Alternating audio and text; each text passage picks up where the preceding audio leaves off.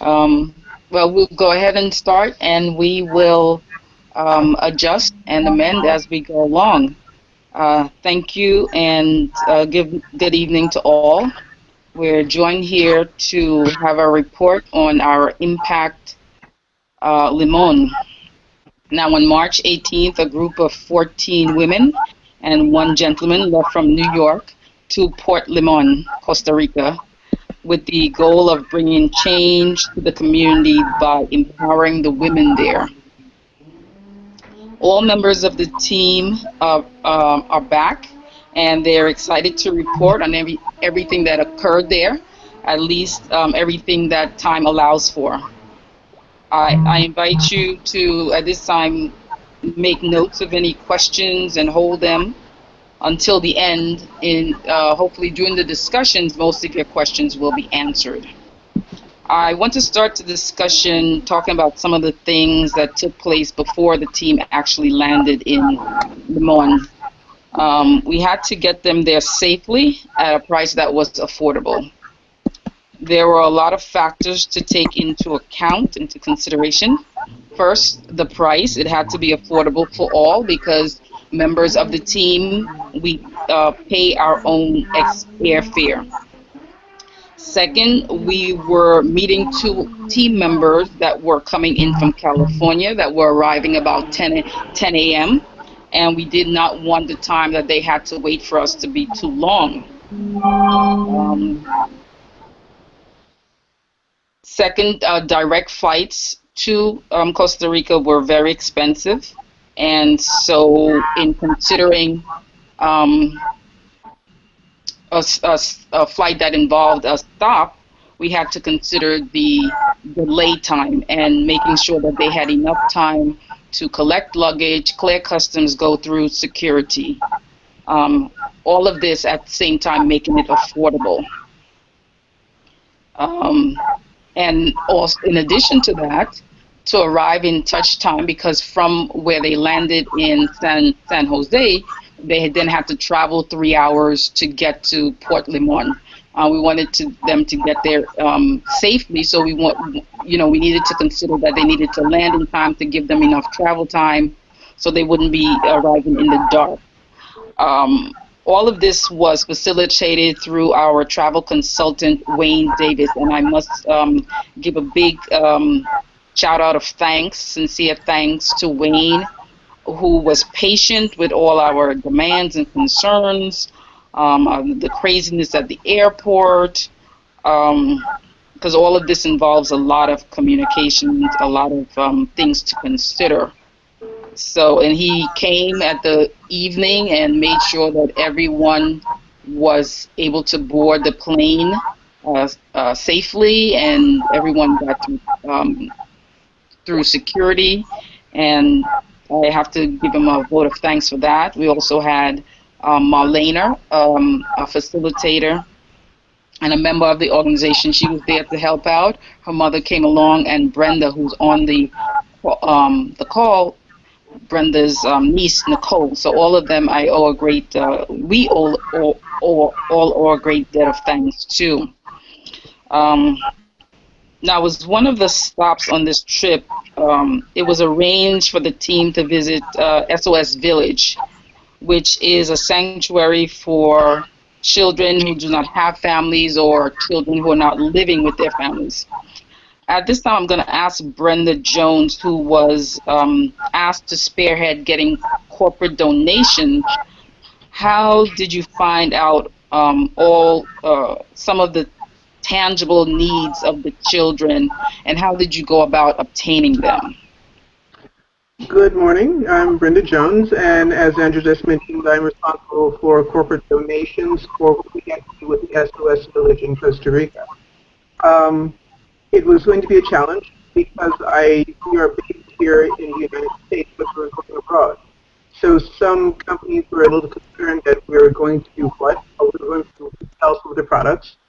But I actually reached out to a local location for Walgreens, a national drugstore, as well as the locally based national wholesalers and liquidators. And they understood what we were doing. They asked for details details, how many, how much, and they basically said, go get what you need to get. Gave us a grocery cart, and we went through. In working with SOS and Norca, excuse me, being our leader, she had also communicated with the SOS Village and our Costa Rican sisters in Limon and said, so how many kids are there? What are their ages? What is the gender? Which helped us greatly. Because in getting different items from both Walgreens and from national wholesalers, we had to know what the ages were. So we can't get a play toy for a 17-year-old that would be appropriate for a 5-year-old. So we really had to take both companies also asked specifically for our 501c3, which is our official nonprofit status, and that is going to be important in anything and everywhere we ask for donations from. The children were aged basically from the age of 5 years to 17 years. So therefore, we took a lot of time to make sure that we brought some things are good for small kids but not for older ones, and vice versa. Some things are good for girls and not for boys, et cetera, et cetera. So we had to be very conscious of what we were doing. Because the children, because they are minors, it was understood from Jump Street that the things that we gave them should be given with our heart, not we're helping you, we're coming down from the big United States. So it was very, very important that what we got was good for them, not good for us. It is one thing to approach a child from an adult point of view, because we're giving you things that's good for you, as opposed to things that are good. How can I put it? It's good for the kid. It's not good for the adult to see the kid. It's good for the kid to do what they had to do. So we were able to gather personal items, what we call personal hygiene, soaps, bath soaps, toothpaste, et cetera, as well as school supplies, crayons, et cetera, et cetera. So we had a very good time in gathering it. It was a lot of work, and I won't pretend that this is something that we do from our heart. All told, the whole donations, et cetera, exceeded at least $1,500 to $1,800 worth of can we have, and both companies opened their hearts, opened up their doors, and let us run amok. I'm very, very, very grateful to them both. Big thank you to them. All these items that you're carrying, how did you handle the packing of them? How did you figure that out?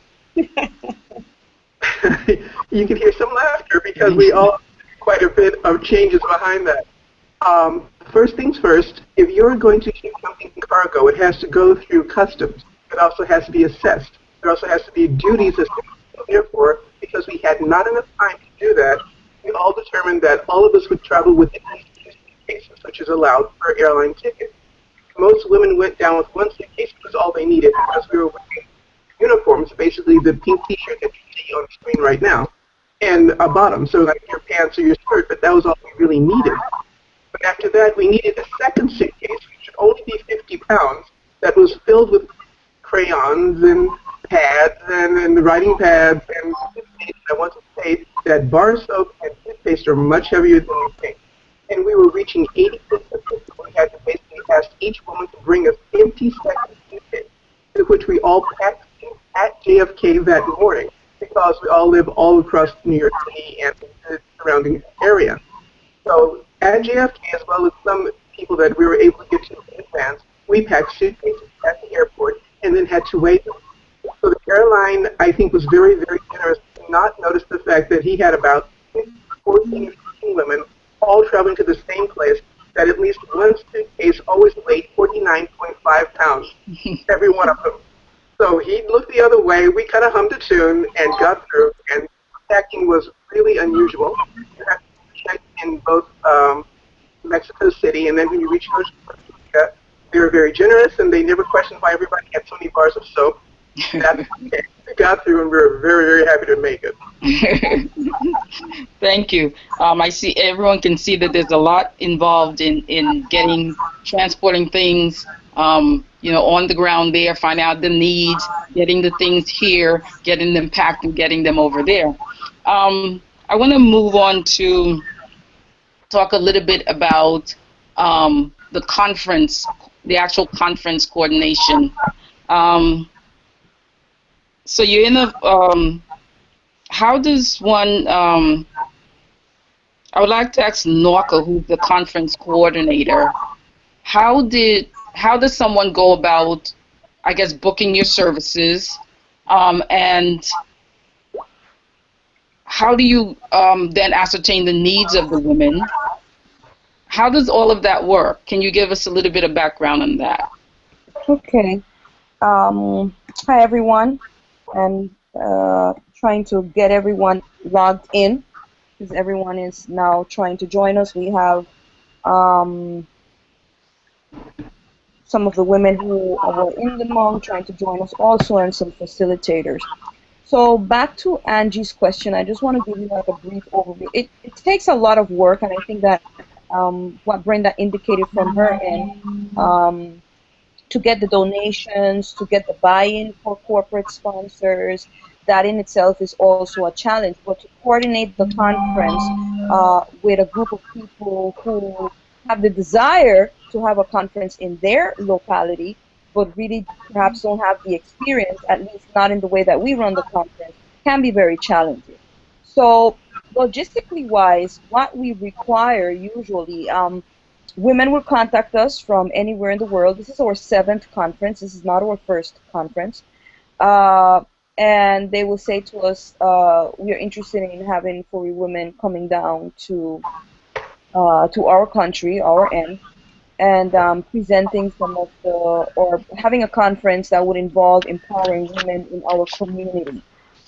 They usually contact us via email, and we start to give them benchmarks as to some things that they need to have ready in order to be able to, for us to be able to do this.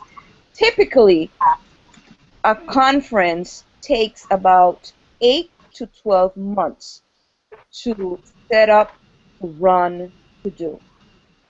The interesting thing with Limon, Costa Rica was that they have been talking about having a conference in Limon for 7 years. So for 7 years, I've been talking to Verna Clark specifically about her wanting to run a conference in Limon for the women in the community of Limon. Now, Limon is a, if you know Costa Rica, it is a province in Costa Rica. It's on the Atlantic side of Costa Rica. Most people go to Costa Rica and they tend to go to either the center of Costa Rica or to the Pacific side. But yet the Atlantic side is very much rich in culture, very beautiful, has beautiful beaches. So in trying to get down to the Atlantic, which is about 2.5 to 3 hours, is a 2.5 to 3 hours drive from the airport down to Limon, there's some things that we needed to set in place. In speaking to Verna for 7 years, here and there she picked up these things, and finally she was ready in December of last year. And she said, you know, I'm ready and I need us to have this in March. I have the venue. I have, you know, basically she had everything. It was a challenge because we do not run a conference that quickly. 3 months is very little time to run a conference of this magnitude, but it was clear that they had everything set on the ground. So we decided to follow through with them just because they had really prepared. We have to be in partnership with a group of women there. While I'm speaking about Verna, Verna also had a team of about 10 to 12 women with her in Limon. These women are in charge of marketing the event. We usually, for branding purposes and to be brand specific, we create the flyers, the postcards. We create and design those here at our end in the United States. And we would send those digitally to the location, and they would either print or also use social media to promote the event. We also have them look for a venue that can hold everyone. Sometimes we require them, or we suggest to them that they charge a fee. Limon charge a fee of like $10, considering the population and considering that one Costa Rican colon is worth 540, one US dollar, sorry, is worth 540 Costa Rican colones. So you know that the economics there could be challenging. The $10 were utilized for the renting of the venue. They were also utilized because they provided breakfast for the women at 7:30 in the morning. So the women came in, they had breakfast, and there was lunch for them. That way no one had to leave to go home to come back. So they were there with us all day for the 2-day conference. So the team on the ground has to do this. They also have to heavily promote the event. We're over here, we can't promote the event. We're coming down with the resources and the knowledge, but there have to be bodies in those chairs for us to be able to transmit that. So a lot of that work is placed upon them. I must say that in our 7 years, the women in Limon have done a fantastic job. It was a quick turnaround. It was 3 months.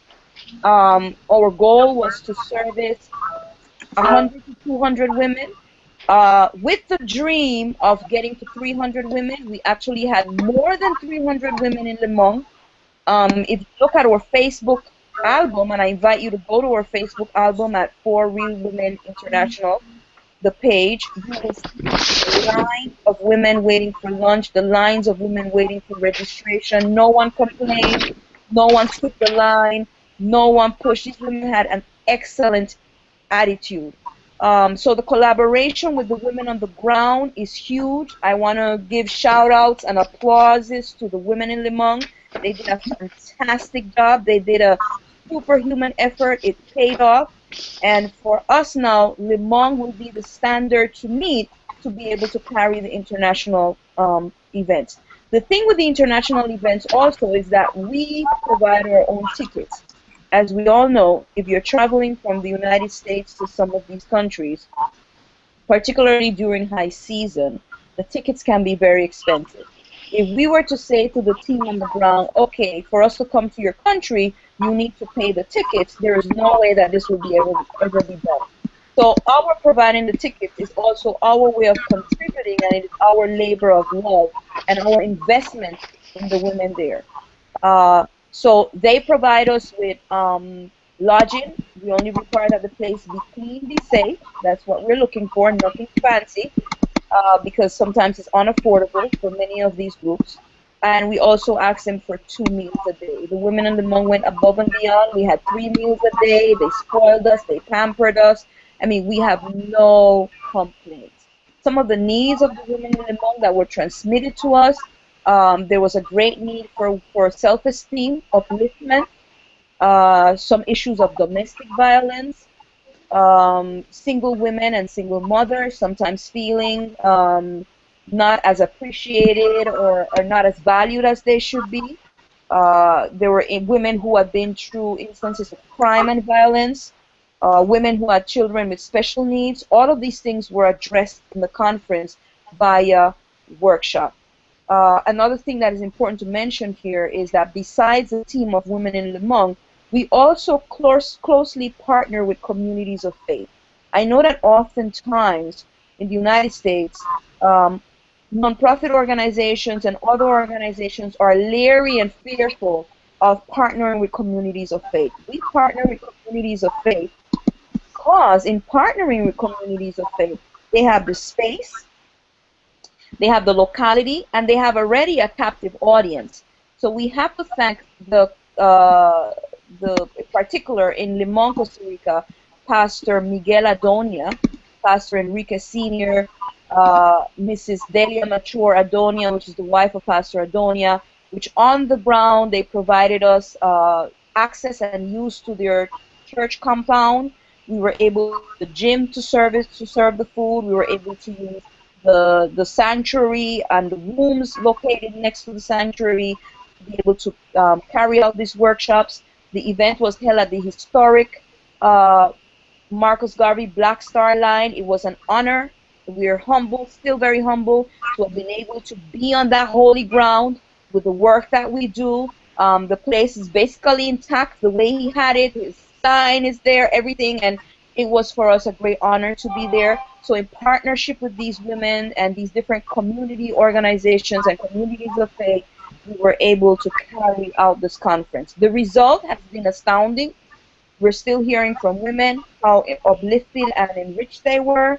We actually were forced to start a branch of For Real Women International in Limon because the amount and the outcry, the amount of women and the outcry and the effect of the conference required, mandated that we provided for these women an opportunity for them to be able to liaise and continue the work of empowerment among themselves and in their community. Thank you very much, Angela. I think that's it for me right now. I see that Dr. Smith has joined us. Welcome, Dr. Smith. Thank you Welcome. for Okay. thank you for that, Norca, and thank you for joining us, Sonia. I see you gave a pretty thorough, um, all-encompassing report of what it takes to actually Okay. what it actually takes to facilitate and to hold a conference of this magnitude. I think a lot of times we here in the United States take a lot of our resource and knowledge for granted, but we need to look for other ways that we can export that to other countries that are not as fortunate. Since we have Latoya on the call, I And I also wanted see to Tanya is here. Yeah, Sorry, hi. Tanya just joined Yeah. also. thank you. Thank Sonia, you. Dr. Sonia, we're not seeing your face clearly. Maybe you can lift that screen a little bit. Yes, that's There you great. go. Wonderful. Thank Thank you. you. Thank you, ladies. Tanya, you're twisted. You're Now you're turned sideways, around. You're Tanya. sideways. Yes. Thank you. Is this Okay, better? great. Yes. Since we have Tanya and Latoya here with us, we mentioned earlier that we had the opportunity to visit the SOS Village in Limon, Costa Rica, and that's a place for children who are displaced from the family for whatever reason. Now, I wanted to ask a little bit about, you went there. What were some of your goals in going there? What did you hope to accomplish? How were you received by the children? If you can just give us a little bit of that experience, what that experience was like. Okay. Okay, I'm gonna start. So we prepared three special messages to bring to the children. We drove home messages of belief in yourself, and we used the song, I Am a Promise, and we got it translated to Spanish too, because in recognition of the official language for the children. So, and we used like just little tokens such as little star, little flowers, so that while the children were singing these, they could have them, they could wave these in assurance. And they had the Spanish version on these tokens, una promesa, and we drove home that message of belief in yourself by using the song. Then we also used the message of respect for all. And we thought that the theme of anti-bullying was a universal theme. So we depicted different skills, different skits, sorry, showing, highlighting like who's the bully, who's the target, who are the bystanders, and encouraging children to be allies for each other as they show respect for all. Then we also drove home the theme of sharing the love through the story that Latoya brought to them. So I'll just give her an opportunity to talk about what, the impact of that story with them. Latoya? She was just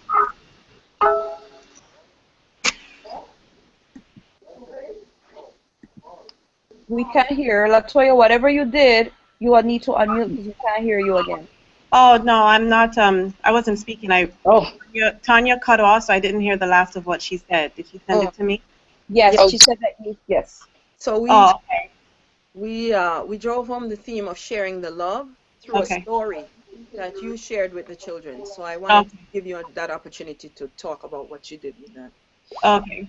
Well, that part was fun also, getting storytelling. So we wanted to share with them the concept and principles of treating each other with respect. So in the story, we talked about a little boy around their age who was sharing with compassion, with respect, with love, and so forth. And so it was fun because I kind of had them tell the story with me and kind of come on the journey and figure out what was going to happen. Um, And it was fun because these are things that they understand on their level, you know, to be kind to one another, you know, to treat your friend the way you want to be treated, and also to encourage other people to treat each other well. So it's, you know, it's always fun when you deal with that age group because their imaginations are so alive. And you know, with the team there and the way that the atmosphere was so electric, you know, they were all really excited. It was like a big party for them. It really helped to drive home the theme. So we had a lot of fun doing that. I personally had a lot of fun doing the storytelling part of it. And I think that they got it because, you know, they were given the answers too. So that went well. What do you think is the impact or the long lasting impact that your, you know, such a short time, or what do you hope is the long lasting impact that you've had on these children is? You know, with the theme of them, you know, they're a promise, you know, that they have value, they have worth, they can do something with themselves. And given the situation that they live in, it was a matter of giving them hope, you know, that they can become great in their life no matter what their situation is, along with their attitude and, you know, the way that they look at life. So with Tanya's portion of it, with, you know, with the team and just those concepts, just letting them know, look, you are special. You know, you are special. You have something great in you. You can be whatever you want to be if you put your mind to it. I think it was driven home. When you add the song, when you add the you know, the little trinkets that they had, these are so many different ways that we drove home the same theme, and I think it stuck with them.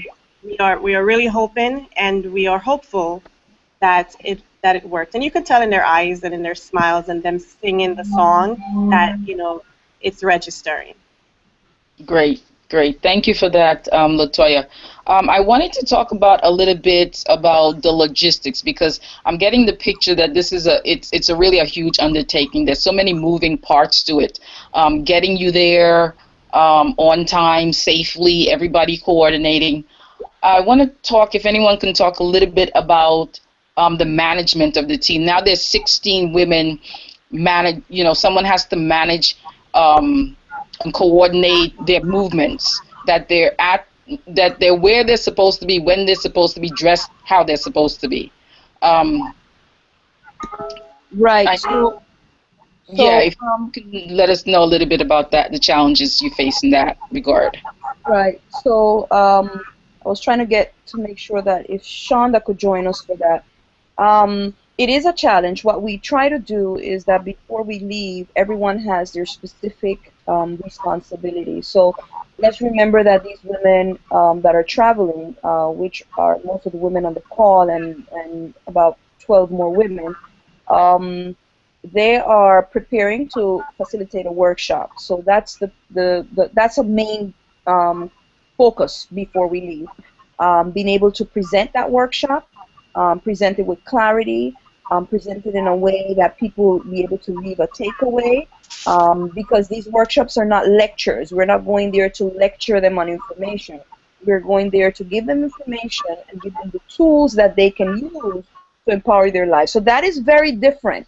Sometimes when you hear people say workshop and they go and they give you a whole long lecture and you're left like, okay, yeah, what's after that? We have particular technique and strategy in running our workshop. So that's a big focus. But then, as you said, we're taking 14, 15 different heads, different mindsets that have to come together. Because it's just 2 days, because there's so much to do on the ground, we cannot run the risk of having the team, the presenting team, running around doing their own thing or not following the philosophy. So we have a very tight-knit ship. Before we leave, everybody knows that the itinerary that will be our itinerary. That itinerary includes traveling schedule. That includes other things that we're doing, lunch, whenever we're doing the lunch. That itinerary also includes downtime if we're so fortunate to be able to have downtime. But it's a very tight itinerary. So, for example, the team had to leave the hotel, meet at the hotel, and walk towards the locality where we're having the workshops and the conference. That has to be scheduled in the itinerary. There is a particular uniform that we use for every day. If you look at our Facebook page, you will see that there's a day some of us are wearing purple or some are wearing white. The final day we're all wearing the pink that we're wearing today. All of that is scheduled precisely. Why? Because we are selling a message of empowerment. And we want women to see women who have it together. There's nothing worse than you saying you're selling something and then they look at you and you don't see it, seem as if you're selling it. So we keep ourselves tight, and that message irradiates to the people who are there with us. They see women who are focused on what they're there to do. They see women who are, if we have to pick up a table, I remember seeing Latoya putting a table over her head. If we have to put a table over our head, we do it. If we have to sweep, we sweep. If we have to get in the back and help frying plantains, we do it. We're not there like, oh, we're the facilitators, so we can. No, we put our hands in, we work, but we keep it together, and we want to present to the women a philosophy of you, just as we are able to do, you are also able to do. So all of that mindset is structured within the itinerary and is managed within what the team has to do and how it presents itself. So you're not just speaking it, you're actually manifesting it, you're living it, you're doing it. I love that. Since you mentioned that the workshops is one of the prime reasons why this was undertaken, I wanted to give Dr. Smith an opportunity to speak a little bit about her workshop in particular, and how she went about preparing for it. And what does she believe was the importance or the significance of the women there?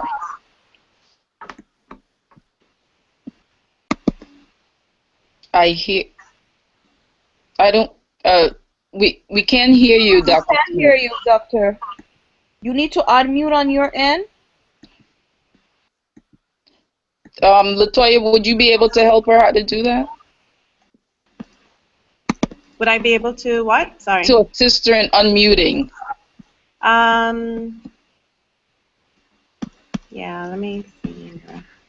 She's not muted on my end. She's not muted. I think that she's muted on her computer. On her end, right. You're muted on your computer. Okay, I'll Could you check your computer to see maybe your sound? Is your sound up? Is it? Oh. You take off your sound by mistake. Angie, we're also seeing your floor. Could you change that screenshot? The floor? Yeah. I haven't moved. I haven't moved my. Look at it. You'll see. No, I'm the picture of me. That's me. No, there's no picture. We're seeing a floor. It's pointed at my face. I don't know. Now we're seeing the wall. Not the wall. Okay, how about now? Now we're seeing a frame, bookcase. Oh, a bookcase. I don't know. Okay. I don't know what to say. I haven't moved the tablet. All right, I sent her a message, so let's hope she's able to. Okay, so maybe we can skip to someone else while she adjusts. Okay, are you still seeing a wall or a bookcase? Yeah. A wall or bookcase? I don't know where to go. Okay, let's just continue. That's it. Okay. Tanya. Yes. Yes, Tanya. Maybe you can tell us a little bit about your workshop and how did you go about preparing and learning, find out the needs of the women there. What was your workshop? Yes.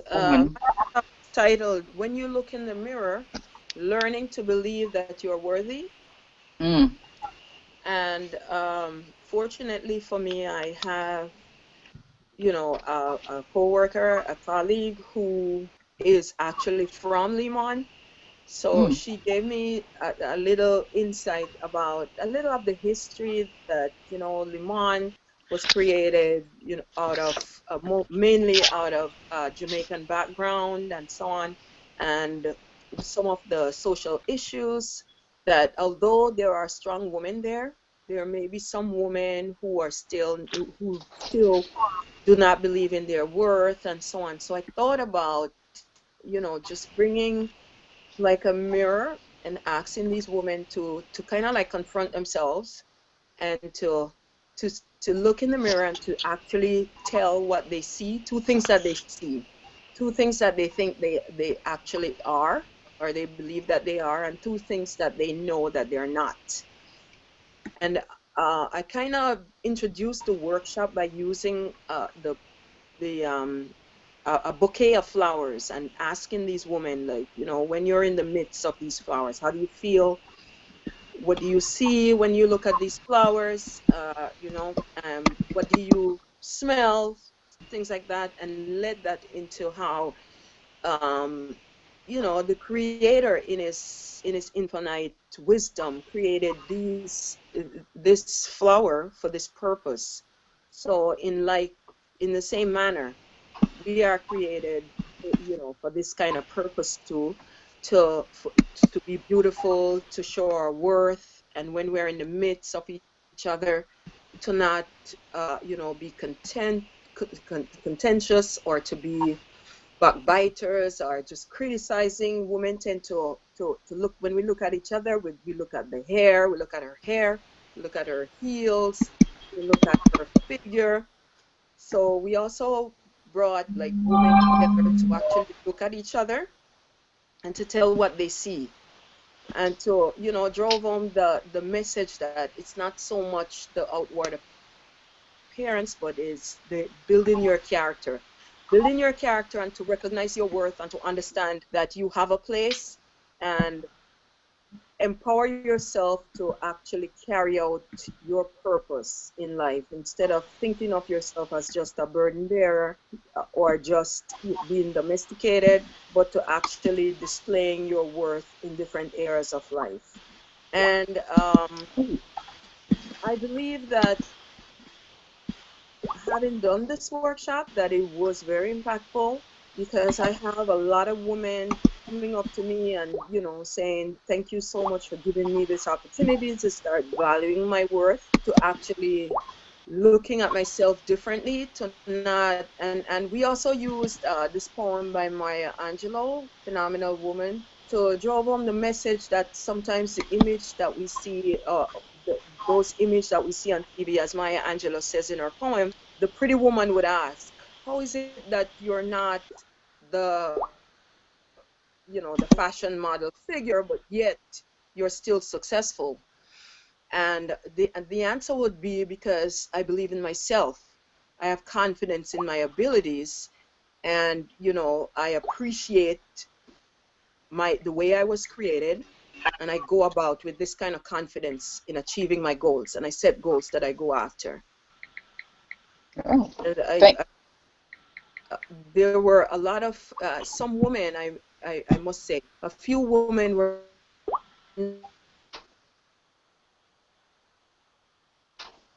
We by lost the end Sonia. of the work, Yeah. but by the end of the workshop, those women who weren't able to look in the mirror started smiling and were able to look in the mirror and to accept themselves, to know that, you know, all of us are not going to look the same way, but we could appreciate exactly what we look like and try not to be the things that we say we are not, even though things may get tough and, you know, we may face difficulties. Try not to be that person that we said we're not. Like if we say we're not a hater, try that person even in the face of challenges.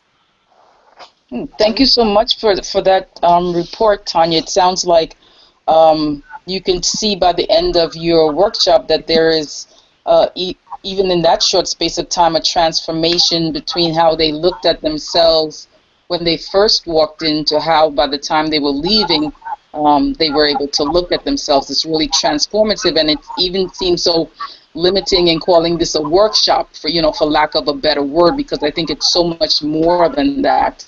Um, Now we know that the women were impacted. How do you, what is the impact that it has, that facilitating that workshop has had on you? Because for those of you who don't know, this was Tanya's first experience, Yes. um, at a international conference like that. So if you can just share about that Yes. experience.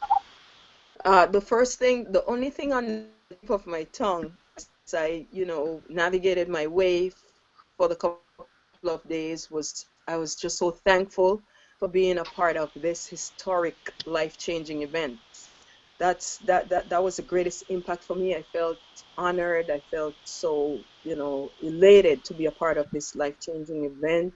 And I saw I saw that there's a need to empower women, and I saw that, there is a need to help women to actually develop that belief and the ability to change in different ways, and to empower themselves to change and to grow their personality, to grow their abilities, and to grow their intelligence.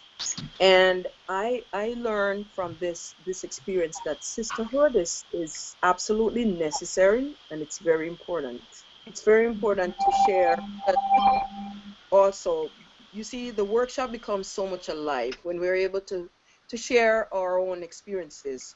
So I was able to share with women how, growing up in Jamaica, the way I was viewed because I was so skinny and so tall, I sort of started crouching myself because I felt like I was so tall. I was taller than my parents. So, Oh. it was, and people made a thing about it. As soon as you appear somewhere, you're so tall, and Mm. I because of having been able to share that experience, how I grew to accept myself and to wear my heels proudly, and that belief in myself, I was able to transmit to them. I could see that there were women who, even women came up to me and telling me that they have friends who are like that, who, would crouch themselves, not stand tall, not being able to accept themselves and to actually believe in themselves, how they look physically, and then transfer that to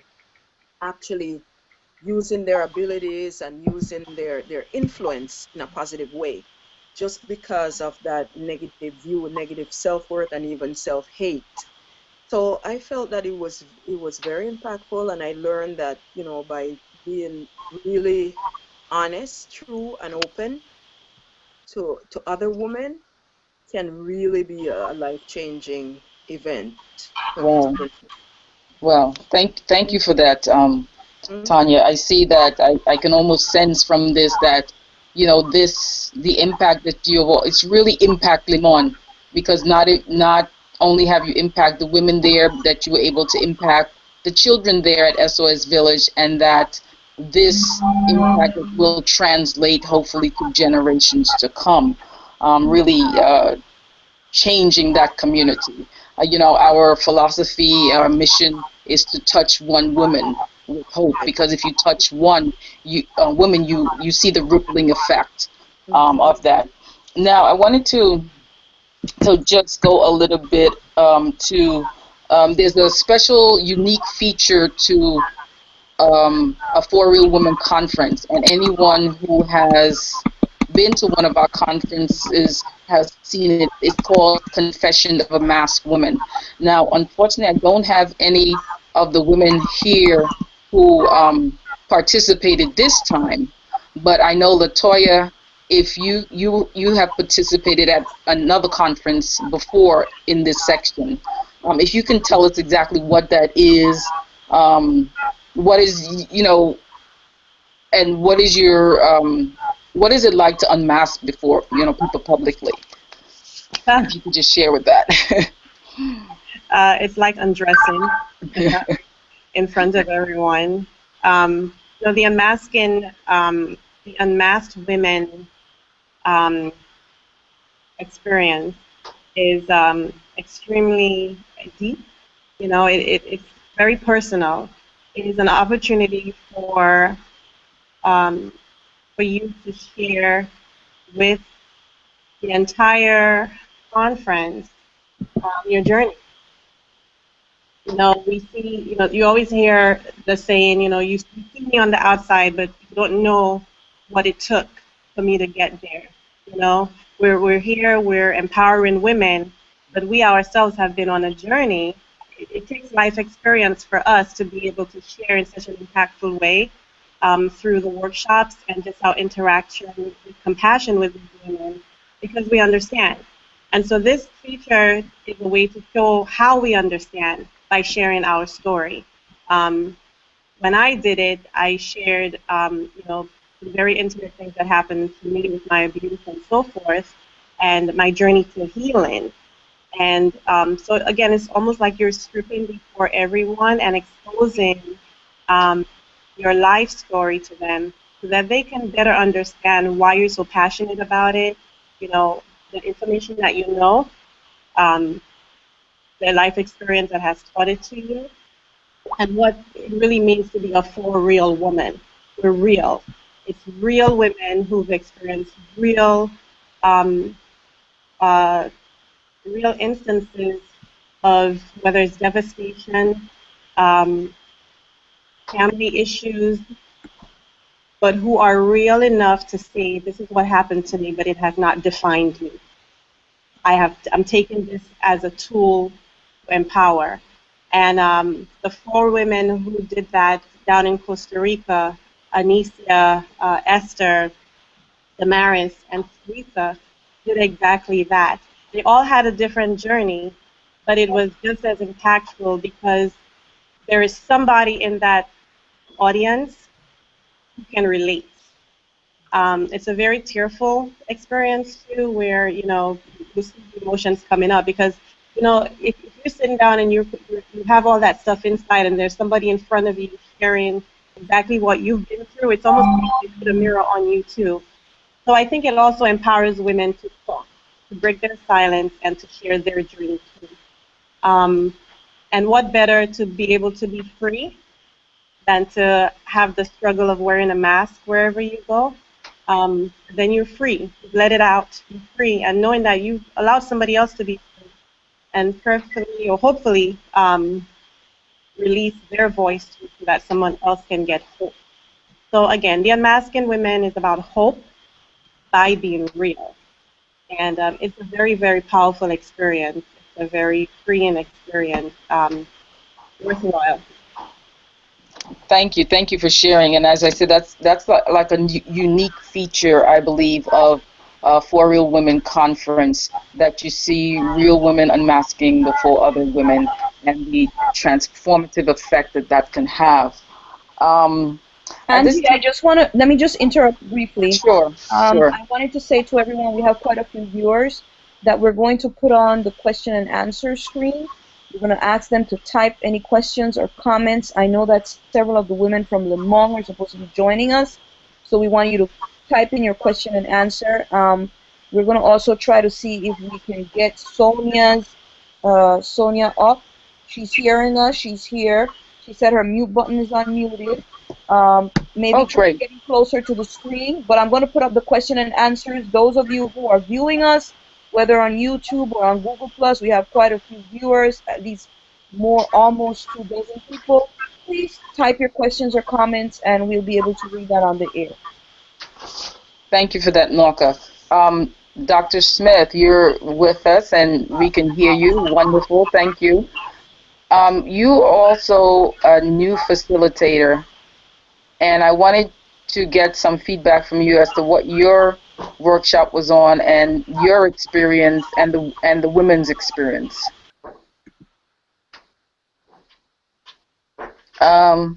Okay. We can't hear you. Is there a volume? Yeah, we put the volume as high as we could. Maybe she needs to get closer to the screen, but don't know what else to do. Yeah. I don't see that mute button anymore, but I don't. She's not muted, that's for sure. Yeah, it's the volume.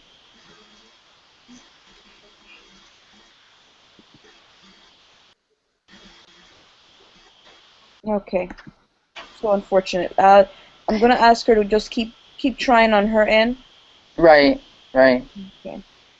Um, Maybe just to get another sense of the different types of workshops that are offered or that we present, maybe Norca, if you would share what your workshop and how did you go about preparing for it? What was the topic and how did you go about preparing and some of the reactions?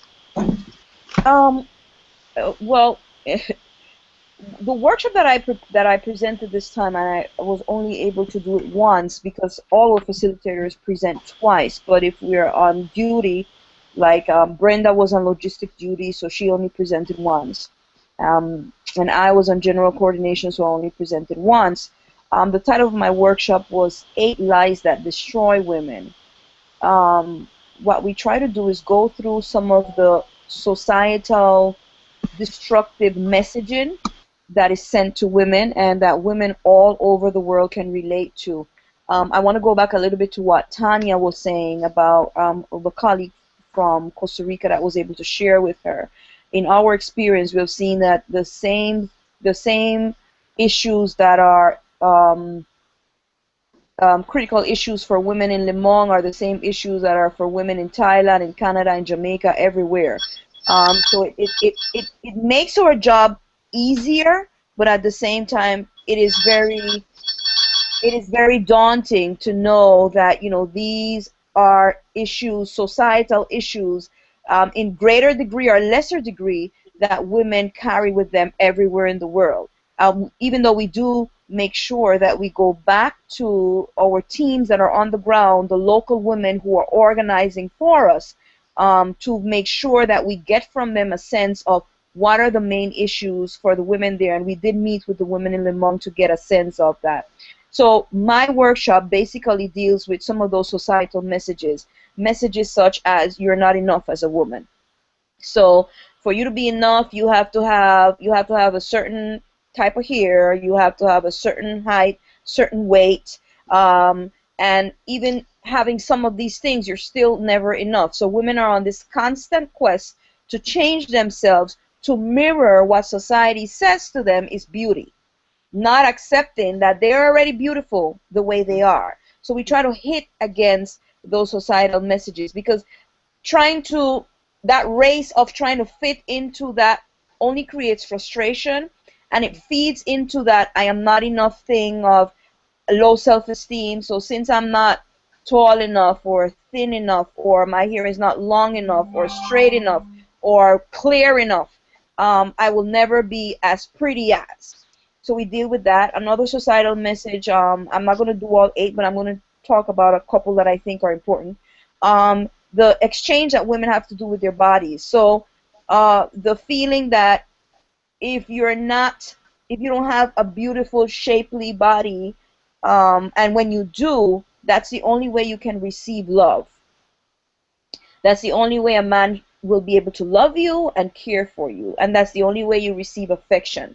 But if you're overweight, in society's terms, or if you're too thin, in societal terms, then you need to fix yourself to be able to be bodily acceptable by a man to be able to receive his love. So always exchanging our bodies in exchange for love. So that's another societal message that we deal with. Also the message of we are the burden carriers. We do everything for everyone, and we leave ourselves for last if there is anything left. So we deal with those messages. At the end of the workshop, I had some little foam cutouts. Some of them were butterflies. Some of them were, I think, were flower shaped. We asked the women to write themselves a positive message because now we're looking to fight against these societal message. So the first thing is there's a recognition. Okay, wow, yeah, I have fed into this message. How do I change the pattern? How do I break the cycle? Even the cycles that are created in families, because you have mothers saying to girls, you're too fat, or you're too thin, or your hair is too this, or how do we break these patterns, particularly for the generation that's coming in? And I really love that in my workshop, there were about two or three young girls. One of them was maybe 9, and the other ones were maybe pre-adolescents, and they were fully engaged in the workshop. You could see their faces. They had heard the messages. They understood now, oh, this is not the way things are supposed to be. This is really negative. So all of that was like really, really good for them to have. And at the end, I asked the women on the cutout. I have cutouts. I have stickers. I say to them, write a positive message to yourself. And this message is a message that you're going to tell yourself every day. You're going to write it on the cutout, and then you're going to decorate the cutout with stickers. Now you're thinking, these are adult women, some of them in their 60s. Really? Decorating a cutout? You'll be surprised, because they then tap into their inner child. They tap into that creative thing that, once we leave kindergarten is like business, don't color, don't, there's no more creativity. And these women are going crazy. I want the star sticker. I want the heart. They're just all over the place. They want a marker. They want to, it really taps into that other self that women oftentimes don't get to tap into because we're busy taking care of everyone. So it's really good to see. And if you look at the Facebook page, you're going to see them, the women holding up their cutouts with their positive message that they're supposed to be sticking at their mirrors or somewhere to tell themselves every day. I saw that. Thank you for that. And they're now coloring books for adults, because again, we realize that our creativity doesn't stop when we leave kindergarten. Right. I love that. I see Brenda is on back with us, so hopefully her volume is up. I wanted to touch a little bit on debriefing after this. You've had such an experience day, these 2 days, and after the first session or the second session, do you debrief at all with each other or with the team? How does that whole part of the conference work? Can you share a little bit with us, Brenda? Okay. Can you hear me? Yes, we can. All right. We're making progress here. It's taken a while to get back, but I'm back, and I'm glad. Debriefing, at least for me, is a very, very important part of what we do, because we need to check one another. We can't hold some of the things that we get in our different workshops. Sometimes the stories are heartbreaking. Sometimes they are things that you need to take aside to say, okay, I can't handle this, but someone else who's better in a particular subject or a particular field can. So debriefing, I think, for all of us helps us. We compare notes. There are women who need our more work. They need to discuss things privately. It's not necessarily for a seminar type of setting. A lot of it is just a matter of, well, this is what's happening, or would make more sense if tomorrow we did a different approach to reach certain people or to reach certain women. Or maybe our workshop should be shorter with this but longer with that. So far as I'm concerned, that the debriefing is very, very important for us, just being able to really narrow down and better streamline what we do on a daily basis. We don't have a lot of time to do it. We're only there for 2 or 3 days. So when we're there, we've got to maximize all the time that we have to help the women do what they need to do. Thank you. I get a sense that this is not just an organization that comes in, facilitates, gives some information, and then leaves. There's a lot of planning and thought that goes into really finding out and meeting the needs of the women there, addressing those needs, sympathizing with them, and really planning so that what you do has an impact not just for the immediately that day or that weekend, but for time to come. So I really applaud the work that you do. Brenda, if you can just, after the conference, what was some of the reaction of the women that maybe you want to share with us?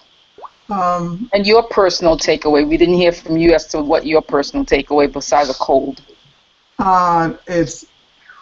For me, it was very important for the women to speak about what they got from it. So what I got was what they gave. And while that sounds very simplistic, it's not.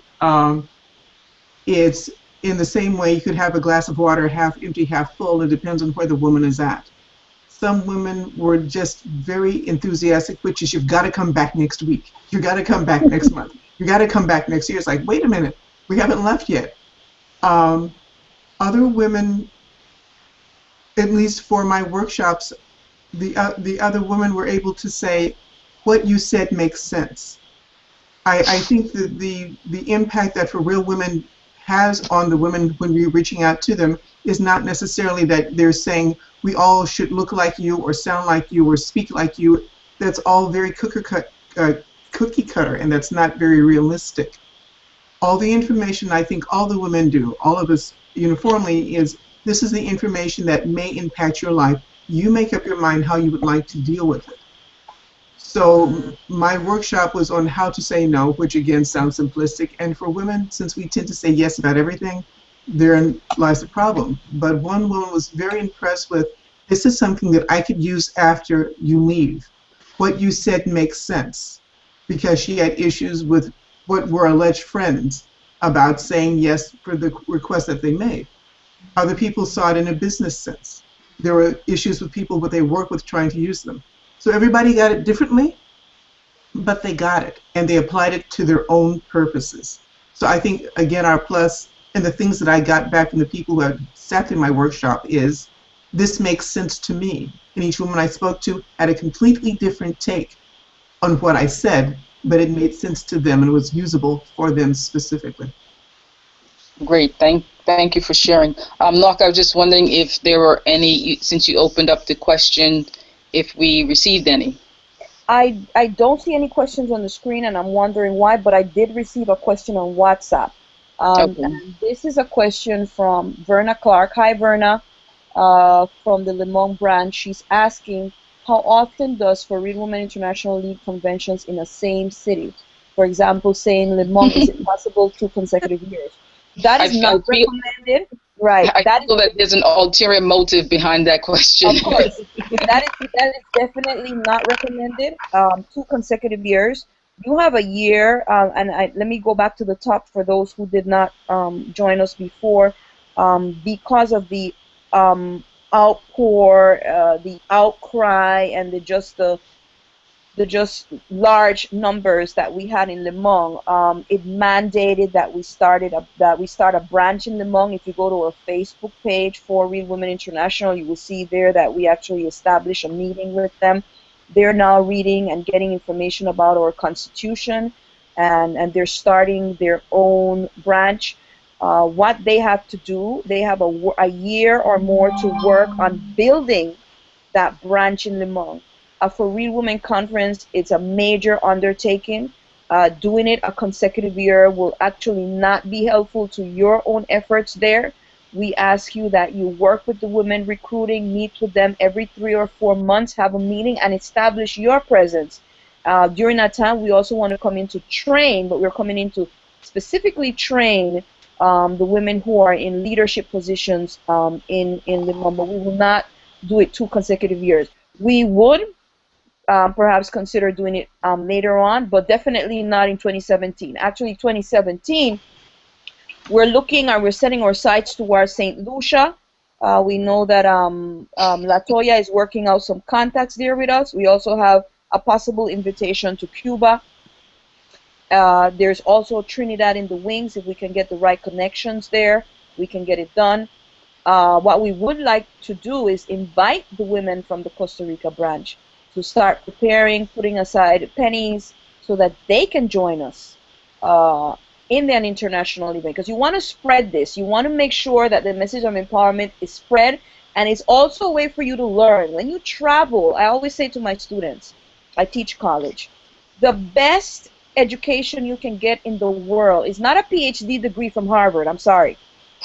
The best education you can get is to travel, because when you travel, you are forced to adjust. You're forced to open your mind. You're forced to communicate, connect with different people from you. You're forced to eat different food. You're forced to appreciate something that is different from you. And that alone is worth, trust me, my friends, $1 million. So preparing to go forward, to move on, to learn from other people, that's our goal right now.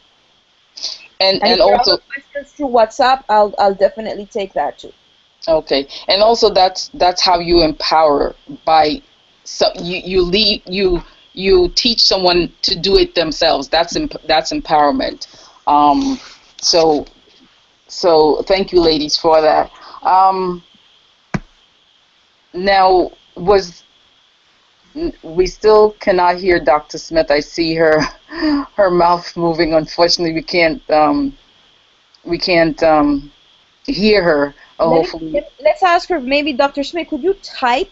Maybe WhatsApp us what you would like to say, and maybe Angela can read that, so at least we can hear get your voice on that end, because we really would not want you to be come all the way here and be on yeah. the screen and not being able to share uh, your voice. Tanya seems to be able to mute and unmute. I don't. Yeah, I was trying, but I don't know why. Yeah, but they probably doing it from their own computers. I Yeah, don't I know. know, but I thought maybe she would be able to assist No, I Dr. Smith and tried, but it didn't work. Yeah, she yeah. can only do it on her end. Yeah, but I'm saying maybe she can tell her what to do. Yeah, we sent her the Center. instructions in the WhatsApp. Yeah, maybe she can type it because we'd like to get as much input Hmm. um, as possible. Unfortunately, She, I guess she left and is going to try to come back on again. Um, is there anything that I've left out as far as the conference? It seems so simplistic to call it an conference. It's to me, it's more like an experience. True.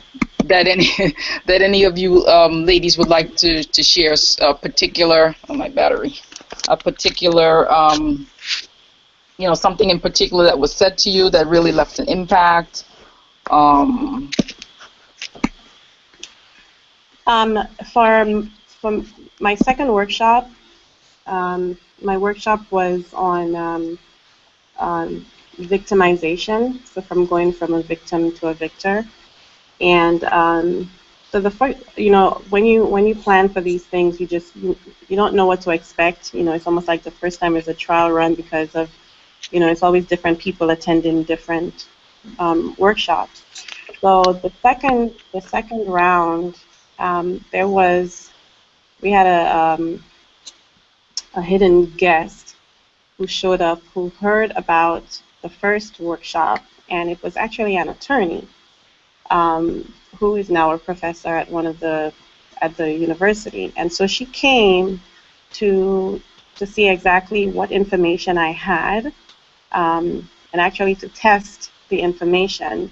And she was asking a lot of questions, and of course I didn't know who she was. So, but she was asking some really serious questions that dealt with the law and so forth. And before I in preparation for the workshop, I had to research the law down there where it dealt with crime and against women and so Right. forth, and also to find out the information about what's affecting the women in the country in a whole, and then in Limon, to be able to facilitate to them.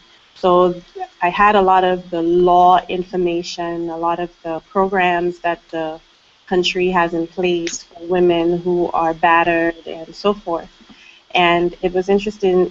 Afterwards, she came to me and she said, she came really questioning what our motives were, wow. um, how we can possibly come from so far and talk to women about their law when we don't even live there. Mm-hmm. And she was ready to kind of throw me out the water per Mm. se, as you don't know what you're talking about. It's not American law. And she was quite impressed at the entire team, and she was really satisfied with what she heard. She was impressed with it, and she was really honored to see that happening in Limon. Um, and every law and every program that I had written down and I shared with them, she said, yes, it does exist. And for me, that was a testament of the preparation that this team goes through and the integrity that we put into making sure that wherever we go, we're relevant. We're not just coming in just to say, hey, here's this, that, and the other, but we make sure that wherever we go, that we're giving the people what they need based on their needs, not based on what we think they need. Mm-hmm. And she actually said she was going to follow us and so forth, but she was really happy that we took the time to do that kind of preparation. So for me on that, and it really encouraged me, and it made me proud, even more about the goals that this organization attempts to achieve, because we do want to impact one woman at a time globally, and we want to make sure that we're relevant and we understand that when we're going into somewhere, we're coming in on their turf, but to also bring a higher level of empowerment.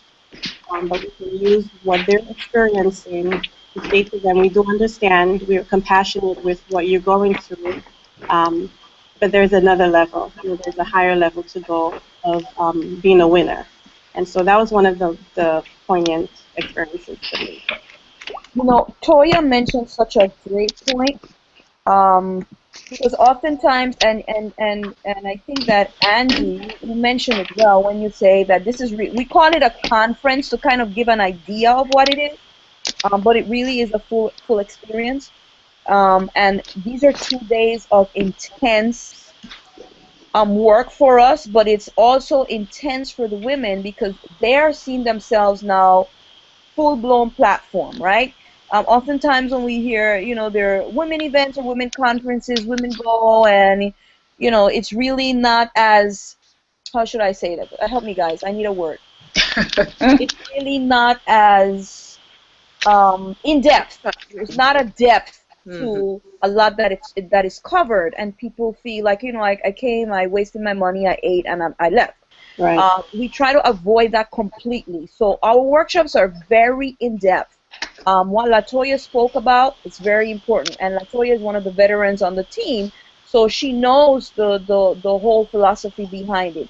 We put in a lot of research into these workshops. So we hear from the team in Limon, but as Latoya said, you still have to go in on your own and find out as much as you can about the country and some of the issues that are going on there so that you can also present this.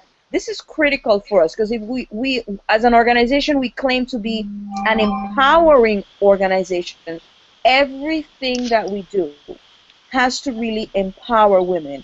And while Latoya had that lawyer in her workshop, there were several women who are medical doctors who also attended. So I want you to understand that in our conferences, we have women from the whole spectrum.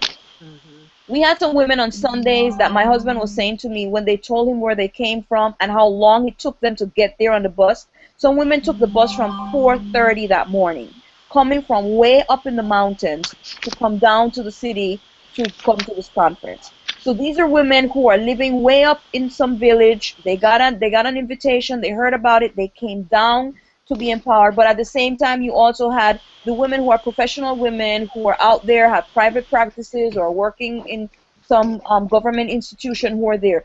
That encounter of women of all levels is critical for us because that is the way we learn to understand that as women, we're all the same. It's an equal playing field when you talk about women. There's no such thing in our book as I'm better than you because I have a PhD or, no.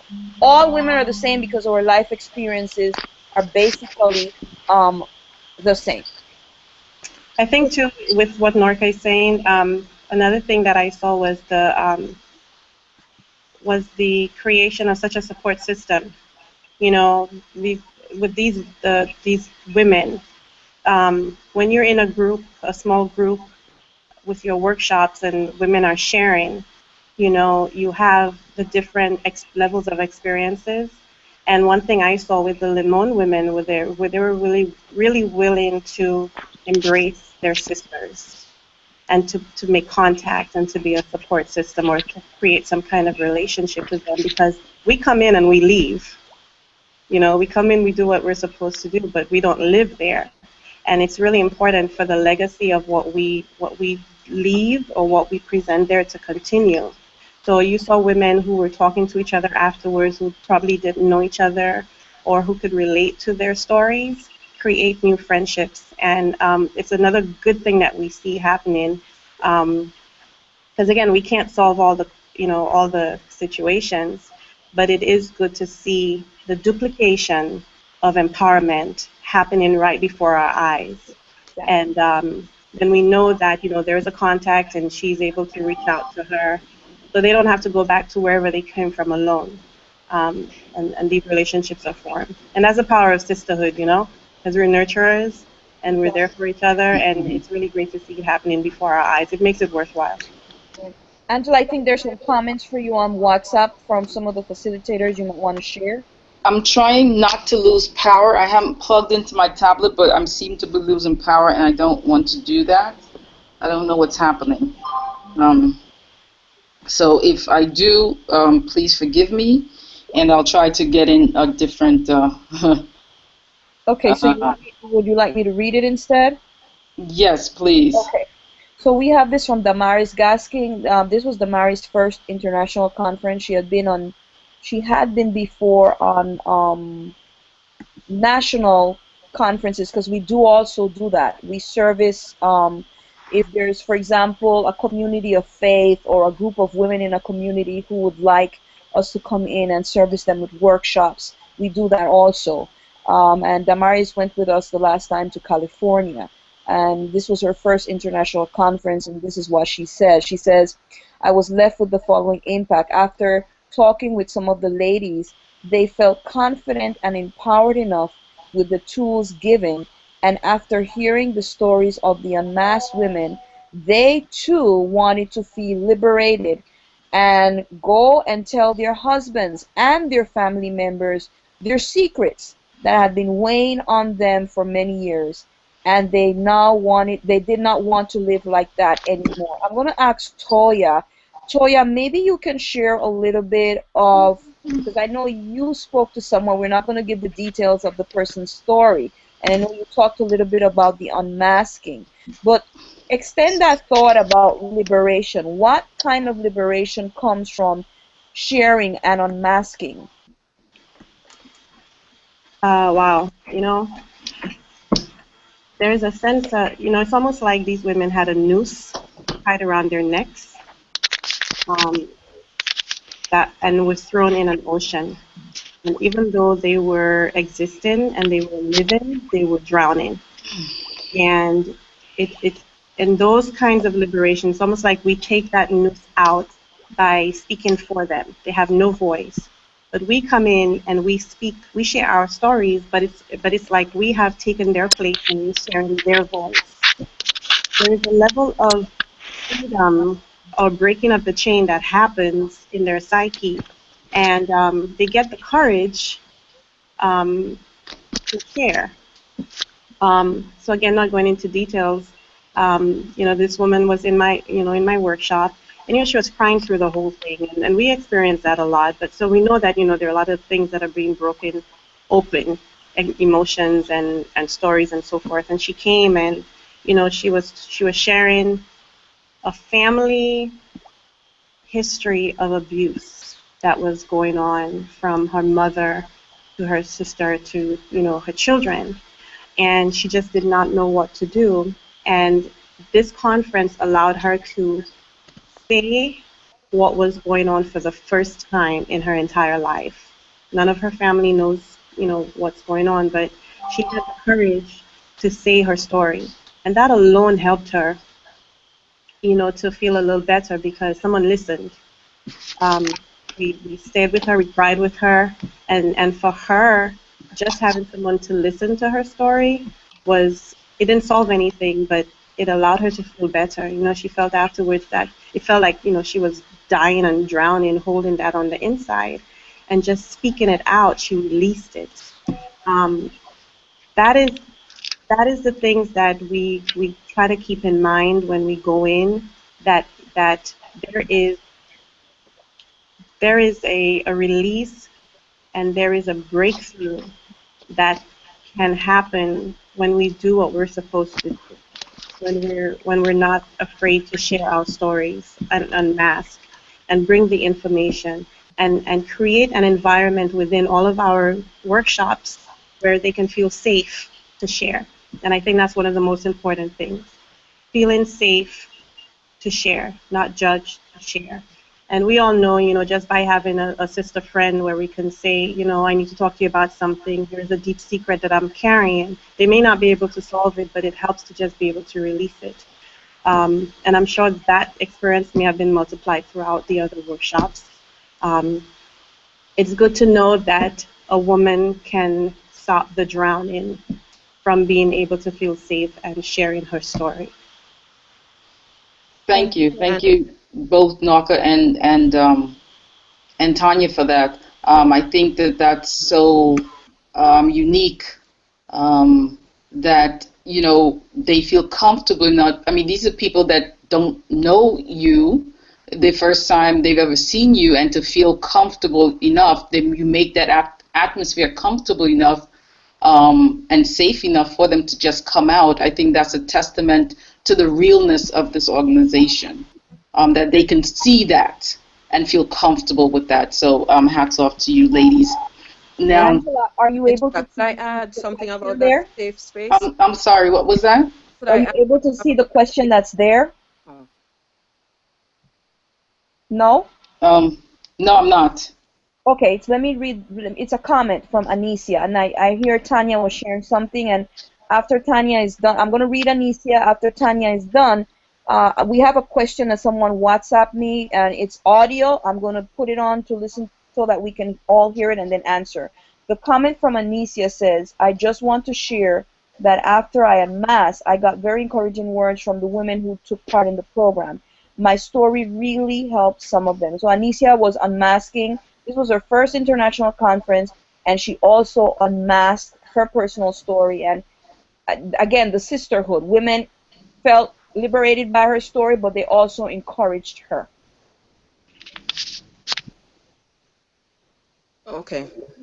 I would just like to add about the safe space and to congratulate the logistics and the coordination of what we did in Limon, and I'm sure what we have done, because I had two workshops, and one was large. The room was really full, and then I had a smaller workshop, and one woman said that she appreciated this small safe space. She was able to open up and to share, and I think hats off to the logistics coordination of what we did, so that we created that particular safe space, so that people who would have normally been afraid to share in a large group were able to share. We had one large group and we had one small group, and that was so commendable, that this woman said if the group was larger, she wouldn't have been able to feel so comfortable to share. And another woman who was crying, she was encouraging that woman, take this opportunity, because this is a smaller group and this is really a safe space for me to share and to really speak up and to, you know, to prove that their voice really matters. All right. Yeah, Thank you very much for thank that, you for Tanya. that, Tanya. Angela, are you able to see the comment that Dr. Smith wrote? No, I don't see anything from her. Look No. at the group chat. You see that? Our group chat, let me just check. No. Okay, so I'll read it. She said, hi, this is Sonia. I wanted to say that my workshop theme was about how to survive grief and loss of a loved one. I initially approached my preparation by looking at loss and grief from the point of loss through death. But from the prep meeting with the Limon team, I learned more about the women of the area. So I presented it from two angles: loss of physical death and also death of a relationship, divorce, broken relationship through abuse. I presented the two types of grief, acute and prolonged complicated grief. I opened with the analogy of getting a cut at the initial response of pain in the experience and the overtime healing that can take place. The women were initially able to connect with the experience of grief that also was able to allow the women to talk and share with each other. Powerful stuff, Dr. Smith. Thank you for sharing that. Yeah. Let me try to No hay ningún problema, listen Stephanie. It's to. not anything urgent. It's just that anytime she comments about the different events that they have had, she said, okay, this is the biggest one they had. Pero yo no sé si ella se le olvida el evento que tuvimos en el 2007, donde fueron. Okay, so I think I gather from here that Arlene Tucker is commented. Y lo otro que quería comentar era en lo del seminario de la Toya, que me gustó muchísimo, porque ella se empapó de información de Costa Rica. Okay. Let me mention, Arlene Tucker has WhatsApp. She's correcting us, and she's right. This has been the largest conference we've had in the last 5 years. Let me correct that. Yes. Arlene is right. Our first conference was in San Jose, Costa Rica in 2000 and, Angela, remind me of that?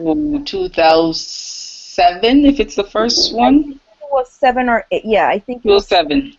Right? 2007 was the first one. Right, so we had the first, and yes, Arlene Tucker was heavily involved in that organization. It actually sprung from a request that she had sent to a radio program that she currently still has for women, a very successful radio program, and we're trying to get her to hopefully liaise with the team in Limon to be able to also help there with the leadership there in Limon, because we see burgeoning leadership going on in Limon that we want to tap into. The first conference was held in Costa Rica in 2007. If I have the date wrong, please forgive me. It was a large conference. It was very, very large. It was held in a very nice hotel. Yes, and we had close to or more than 300 women. So that was a very large conference. Yes. The setting was different.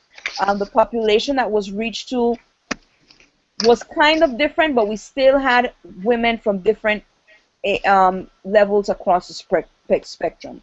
The second conference that we had was held in Panama City. We also had a very large attendance. A lot of the women from Costa Rica traveled actually to Panama and were with us, and that's where the whole tradition that we want to keep up, that you travel with the team so that you learn from others. After those conferences, we've held conferences in Jamaica twice, Canada, and we've gone back to Costa Rica once again to the San Jose area. Those 4 conferences, none has been as large as the 2 first ones and as this one in Limon. The Limon has been the largest in the 5 years. The 2 first ones were the largest when we first started. So yes, I stand corrected, Arlene, you are right. But in the last 5 years, Limon has been the largest conference. We had 2 large ones before. We're looking forward to letting this be the standard that we're going to continue going forward. Thank you for that correction. Yes. And yes, go ahead, Angela. I want to ask, how can others support what you're doing? Okay. And let me again go back. Arlene said that she wanted to commend Latoya because Latoya, as we said before, did the full research as to the area. And actually, Arlene, everyone did the research as to the area. That's one of our requirements. But I think she appreciates the fact that because of Latoya's very sensitive topic on crime, she spoke specifically to the legal issues in the country that sometimes people themselves did not. With some of the women who were attending, I know I heard from a couple women who said, I did not know that these were some of the laws that existed in my country. So thank you very much, Latoya, and yes, kudos to the For Real Women team for really trying to find out what are some of the impending issues and the laws and so forth that occurs in the countries that we visit. Sorry, Angela, go right ahead. I wanted to find out, because I understand that you take all of your all of the programs, all of the materials that all of the donations that for the children there. I know some 2 stores donate the support for a conference like this, or for just your organization in general. Angela, I lost you for a bit there. Repeat the last part. I said I know that you fully you take all your supplies in the program booklets that you give out. You take tokens of appreciation, tokens for the women there, all the materials for your workshop. How do you support? How does the organization get support? How can those who want to support go and support the organization? Very good. I'm going to allow you and Brenda to talk about that. I just want to make sure I plug this in. Shonda Robertson, another one of our facilitators, who's actually the itinerary manager. And by the way, if you go to our Facebook page, Shonda also does a very good workshop on self-defense. She actually teaches the women some self-defense techniques, which they find very, very empowering. And Shonda says the following: the international conferences are very powerful. Usually as members of For Real Women International, we volunteer our services to help other women throughout the world recognize their power, but we are also reminded of our ability to unite with other women for healthier lives. It takes more than enough to do this.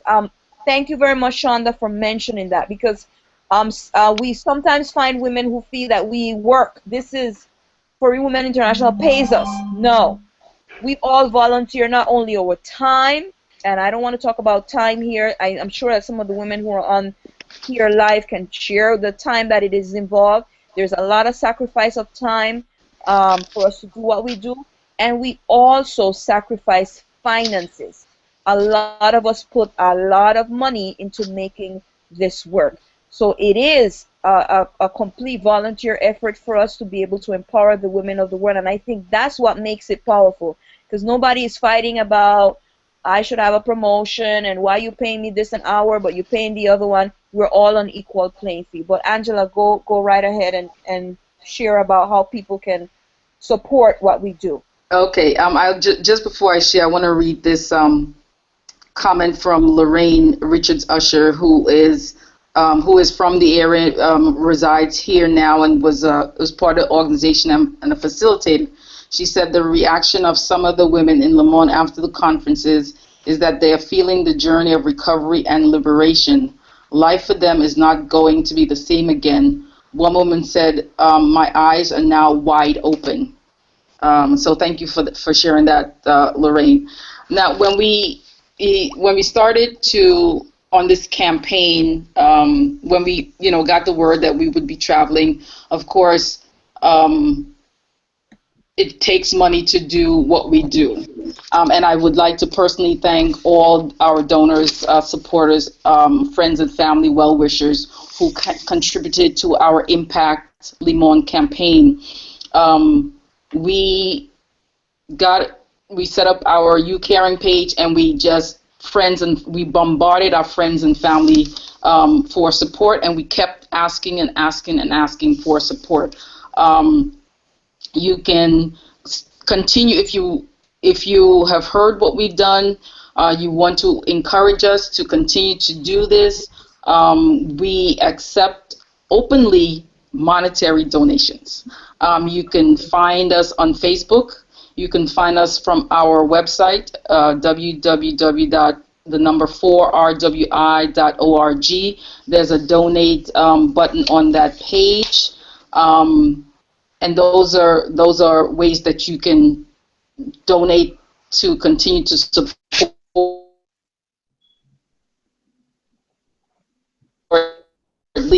Here in New York, we have an event that is upcoming. It's called our Voices of Women Conference. It's going to be May 15th at 4:30 at the Roulette Theater in Brooklyn. That's also a fundraising endeavor that will help. Money's proceeds raised will help to support the ongoing work of the organization. This year we have our keynote speaker is Miko Brand. She's the author, philanthropist, and co-founder of and CEO of Miss Jessie's. We also have guest panelists,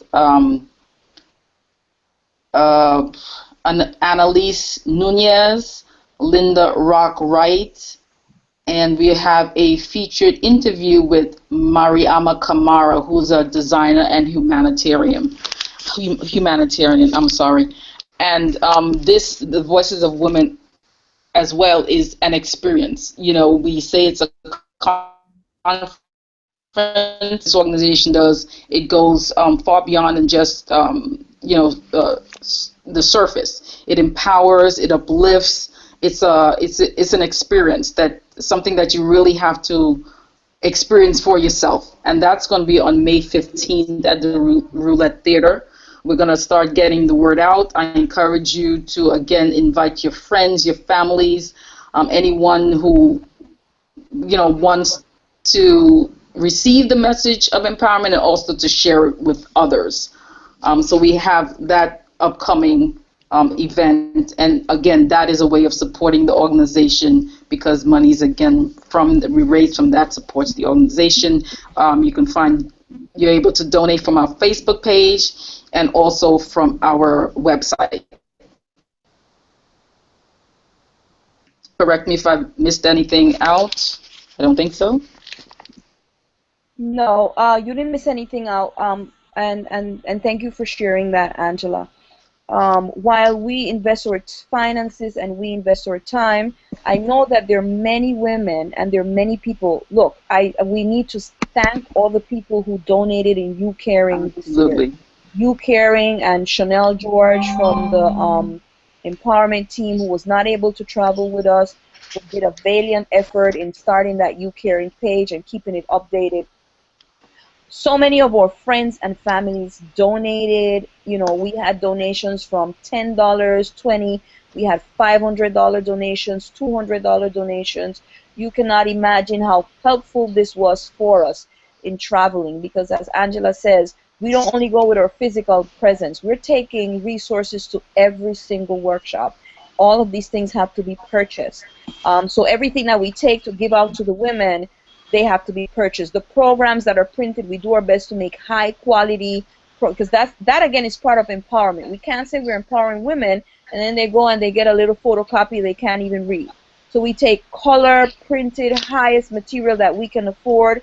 We take fans, we take whatever we can to make the women feel special on that occasion.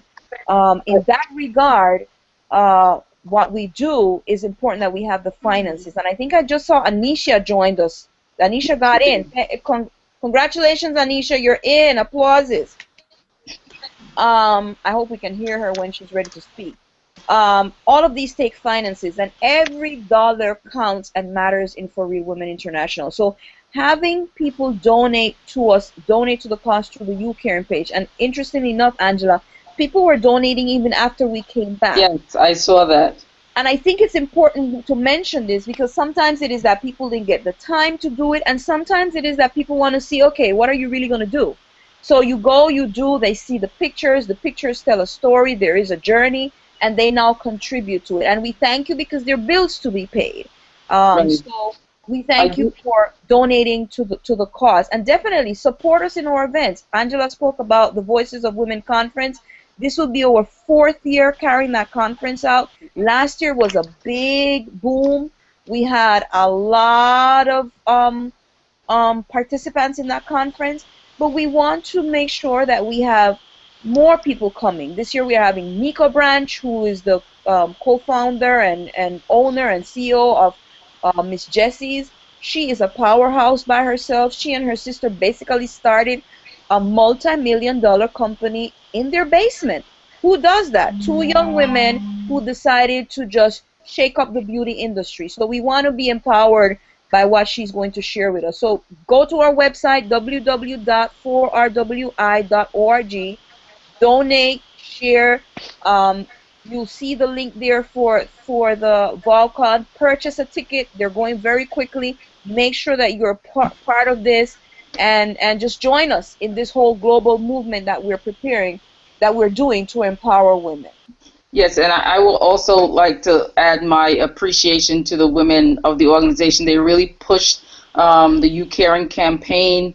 Not once, but almost every day we were petitioning our friends and family, and I really saw the results of that, because I think this is one of our most successful fundraising endeavors that we've undertaken, and I know that's because the women were really committed to it, and really, sometimes you can be a pain, but sometimes people forget or they mean to, but it's at that third time that they actually give. So, we see that it pays off. Persistence pays off, as we can see from Anicia, who persisted and she was able to get in.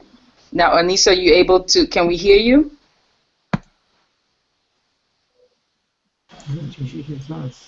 Can we hear you, Anicia? I see. Because Anissa was also a new empowerment facilitator and was her first trip. I would love to hear her Okay. response. Right. Maybe her voice also again muted. I'm not sure what's going on. Yeah, I yeah. see that Sonia Smith added something else. She said her workshop was important to the women because it allowed them to use a safe, supportive space to open up and share, talk together about the losses they have experienced. I saw aha moments when the women learned that it was okay to allow oneself to grieve, that it was okay to grieve in your own way, and how long it takes for you. Women clapped when I said that no one has the right to tell you how you should not grieve. You're still there. It is time to move on, some people often say. Another aha moment was when in the creative takeaway, we used the process of creating a butterfly collage to represent their transition of moving on by developing a new relationship of life with the lost person or relationship. Women's expression showed relief and feelings of freedom from their grief. Thank you so much, Dr. Smith. And this is another thing that I cannot overemphasize, and I know Angela has emphasized it. When we go in to present these workshops, there is really a lot of preparation that takes place. We do not go in there just, okay, I'm just going to present this workshop. What Dr. Smith is outlining here is some serious preparation. I'm going to be honest. I teach college, and I prepare a lot more for the workshops that we do. Why? Because we realize that these workshops can be lifelines. So when Latoya does her research and presents some of the things that are there in the country, that is important. When Sonia Smith, Dr. Smith presents the whole outline of what it means to grieve and how you can grieve, that is critical. When Tanya talks about self-esteem and how we don't, all those workshops are carefully prepared. There's a philosophy behind it, and they go with the whole intention or the whole message of giving women the clear idea that they can be empowered, they have the tools, and we present the simple tools. As sometimes we think, okay, if you're not going to a psychiatric or lying on it, then there's no way you can help yourself. We present these tools for women. Angela, over to you. Amen.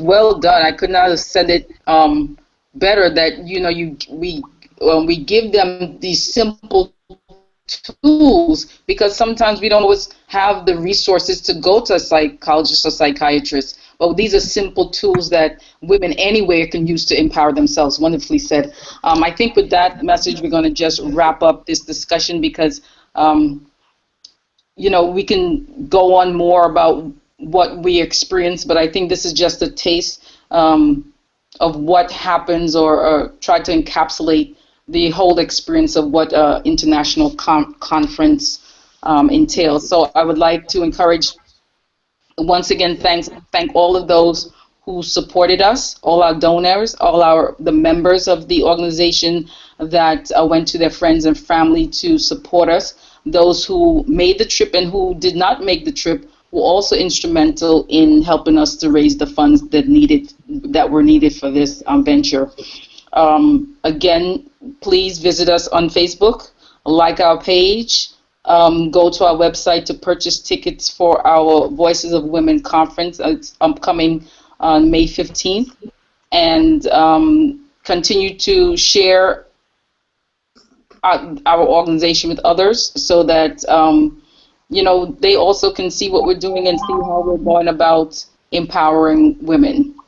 Thank you once again for taking the time out on this Sunday to join us and for participating in our discussion on our Impact Limon report.